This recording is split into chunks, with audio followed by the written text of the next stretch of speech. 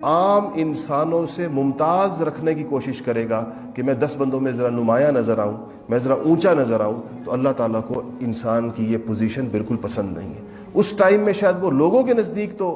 کچھ تھوڑا لوگ کو وہ سمجھ رہا ہوگا میں لوگوں کے نزدیک اونچا نظر آ رہا ہوں، لیکن اللہ کی نگاہوں کے اندر وہ اس وقت گرا ہوا ہوتا ہے۔ اس لیے یہ جو آپ اللہ والوں کو دیکھتے ہیں، میں نے اس میں جس کا میں کہہ رہا تھا کہ اپنی زندگی کے اندر میں نے اس کے اندر جو مناظر اپنے شیخ اور اپنے مرشد حضرت مفتی سید مختار الدین شاہ صاحب دام برکاتہم کے دیکھے، اور یہاں ہمارے بہت سارے ساتھی بیٹھے ہیں جنہوں نے ان کو دیکھا بھی ہے اور ان کے قریب بھی رہے اور بہت وقت بھی گزارا ہے، ہم نے سفر حضر میں ان کے ساتھ وقت گزارا ہے۔ میں نے یہ کیفیت زندگی کے اندر کسی کی نہیں دیکھی۔ ہم سفر کرتے جاتے ہیں، حضرت کے اجتماعات ہوتے ہیں، بڑے بڑے ہزاروں لوگوں کے اجتماعات ہوتے ہیں، سفر کے اندر جو سب سے بھاری اور مشکل چیز ہوتی ہے ہمیشہ خود اٹھا لیتے ہیں، حالانکہ ان کی عمر اب 70 سال کے قریب ہے، 66-67 سال عمر ہے، ہم سارے جوان لوگ ان کے ساتھ ہوتے ہیں، پھر ہم ان کے مرید ہیں، ہم ان کے شاگرد ہیں، تو یہ دیتا ہے کہ ہم لوگ آگے بڑھ، لیکن ہمیں ہاتھ نہیں لگانے دیں گے۔ سب سے کبھی یہ نہیں ہوا، میں سفر میں یاد نہیں کہ ان کے ہاتھ خالی ہوں اور ہمارے ہاتھوں میں کچھ ہو، اس بات کو بالکل بھی نہیں مانتے۔ کہتے ہیں جیسا تم لوگوں کے ہاتھوں میں کچھ ہے اگر کسی کے، تو میرے ہاتھ کے اندر۔ اور سب سے اونچی چیز کو عام طور پر ہم جب جاتے ہیں، اس طرح ہوا بھی ہم لوگ مدینہ منورہ میں تھے،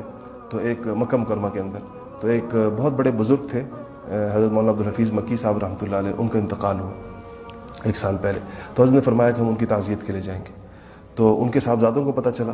وہ حضرات 3-4 نسلوں سے مکہ مکرمہ میں ہی مقیم ہے، سعودی نیشنل ہے، اور وہاں بہت بڑا نظام ہے، ان کا خانقاہ ہے بہت ہے۔ تو ان کے صاحبزادوں کو پتہ چلا، میں نے فون کیا ان کے صاحبزادوں کو، ان کے جانشین کو، میں نے کہا حضرت تعزیت کے لیے تشریف لائیں گے، کون سا وقت مناسب ہے؟ تو انہوں نے فوراً کہا کہ جی ہم گاڑیاں لے کر آ رہے ہیں اور یہ کریں۔ تو حضرت نے مجھے کہا کہ ان کو منع کر دیں، اگر وہ آئیں گاڑیاں لے کر پھر ہم جائیں تو یہ تو تعزیت نہ ہوئی، یہ تو خود کسی کو بلا کر اس کی تعزیت کرنا ہو گیا نا، کہ آپ آئیں ہم آپ سے تعزیت کرنا چاہتے ہیں، تو یہ تو کوئی بات نہ ہوئی۔ تو کہا ہم خود جائیں گے۔ تو میں نے کہا ٹھیک ہے، میں ان کو منع کر دی، میں نے کہا آپ نہیں آئے، حضرت نے منع فرمایا اور ہم خود آئیں گے آپ کے گھر۔ تو ہم تو باہر نکلے، حضرت کے بڑے بڑے 3-4 بڑے خلفاء بھی ساتھ تھے، حضرت مولانا سید اللہ شاہ صاحب دام برکاتہم ساتھ تھے پشاور والے،